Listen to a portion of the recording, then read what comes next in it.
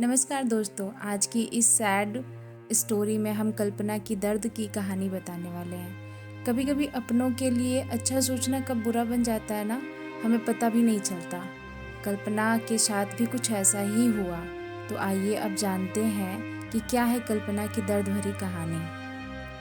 कल्पना एक मध्यम वर्गीय परिवार से थी, जिसने अपनी स्नातक की पढ़ाई पूरी कर ली थी और अब वो अपने घर पर ही छोटे बच्चों को ट्यूशन पढ़ाती थी। कल्पना का रंग गोरा था और वह दिखने में बिल्कुल गुड़िया की तरह थी। कल्पना के माता पिता उसकी शादी के लिए एक अच्छे लड़के की तलाश कर रहे थे। तभी कल्पना के मामा एक लड़के के बारे में बताते हैं। वो कहते हैं कि लड़का का नाम राहुल है। वह किसी कंपनी में मैनेजर के पद पर है और महीने के 70,000 कमाता है। कल्पना के माता पिता ने लड़के की फ़ोटो देखी तो उन्हें लड़का पसंद आ गया। जब कल्पना की माँ ने कल्पना को लड़के की तस्वीर दिखाई तो कल्पना ने कहा, जब आप दोनों को लड़का पसंद है तो मुझे भी पसंद है। अब लड़का और लड़की वालों के परिवार ने मिलकर शादी की तारीख तय कर दी। कल्पना के माता पिता बहुत खुश थे कि उनकी बेटी की शादी एक अच्छे घर में हो रही है। पूरे धूमधाम से कल्पना की शादी हो गई। अब कल्पना अपने बचपन के घर को छोड़कर एक नए घर चली गई। कुछ दिन तो कल्पना को अपने माता पिता और अपने घर की बहुत याद आई। कल्पना की शादी के अब महीने बीत गए। अब उसके पति राहुल पहले जैसा व्यवहार कल्पना के साथ करता था।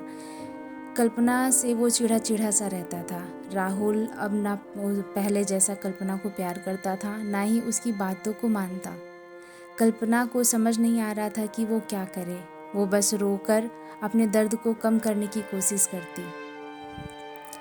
एक दिन कल्पना को पता चला कि राहुल सिगरेट पीने के बहाने छत पे जाता है और किसी लड़की से बात करता है।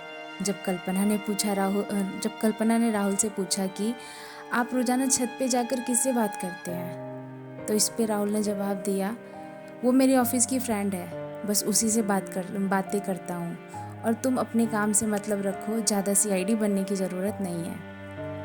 होली का दिन था। राहुल के कुछ दोस्त उसके घर आए थे। सभी ने घर पर पार्टी किया। उस दिन राहुल का एक दोस्त थोड़ा ज़्यादा ड्रिंक कर लिया था और उसने नशे में कल्पना के सामने जाकर कहा, भाभी आप इतनी प्यारी और मासूम हो, फिर भी राहुल भाई दिन भर उस घमंडी नेहा से बातें करते रहते हैं। लगता है कि आप राहुल भाई का सही से ख्याल नहीं रखते। यह सुनकर कल्पना का शक अब हकीकत बन चुका था। अगली सुबह जब कल्पना ने राहुल से पूछा कि ये नेहा कौन है और क्या लगती है आपकी, तो राहुल ने कहा, मैं तुम्हें क्यों बताऊं। फिर कल्पना पूछती, मैं बीबी हूँ आपकी। राहुल ने कहा, देखो तुमसे पहले वो मेरे लाइफ में आई। कल्पना ने कहा, तो फिर मुझसे शादी क्यों किया। राहुल ने बोला, बस तुम अच्छी लगी इसलिए शादी कर लिया। कल्पना ने कहा, अब तुम देखना मैं उस कमीनी लड़की को कैसे सबक सिखाती हूँ। नेहा को अब कल्पना ने कमीनी कहा तो राहुल ने गुस्से में कल्पना को बहुत मारा और उसे कमरे में बंद कर दिया।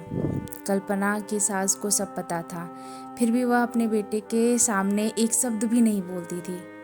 शाम को जब राहुल आया तब उसने रूम का दरवाज़ा खोला। उस दिन कल्पना की तबीयत खराब हो गई, फिर भी उसी हालत में उसने खाना बनाया। कल्पना ये सारी बातें अपनी माँ को बताना चाहती थी, लेकिन चाह कर भी नहीं बता पा रही थी, क्योंकि वह जानती थी कि अगर उसके माँ पिता को ये पता चलेगा तो वह परेशान हो जाएंगे। राहुल अब कल्पना के साथ नौकरानी जैसा व्यवहार करने लगा। छोटी छोटी बातों पे उसे मारता। कल्पना अब धीरे धीरे डिप्रेशन का शिकार होने लगी। उसके दिमाग में गलत गलत ख्याल आने लगे। अब ना वो समय पे खाना खाती और ना ही किसी से बात करती। आखिरकार एक दिन कल्पना ने रूम में फांसी लगाकर आत्महत्या कर ली। कल्पना के आत्महत्या का कारण किसी को नहीं बताया, लेकिन उसके सास को पता था कि कल्पना ने आत्महत्या क्यों किया। दूसरी तरफ कल्पना के माता पिता का रो रो कर बुरा हाल हो गया। कल्पना की मां ने पुलिस से आत्महत्या कारण उसके ससुराल वालों को बताया। पुलिस राहुल और उसके माता पिता को ले गए, लेकिन पैसों के दम पर कुछ ही दिनों में राहुल और उसके माता पिता जेल से छूट गए। जीवन में अक्सर अच्छा दिखने वाला इंसान अच्छा नहीं होता, उसके अंदर कहीं ना कहीं बुराई छुपी होती है और वही बुराई किसी न किसी की ज़िंदगी को बर्बाद कर देती है। कुछ ऐसा ही कल्पना के साथ हुआ।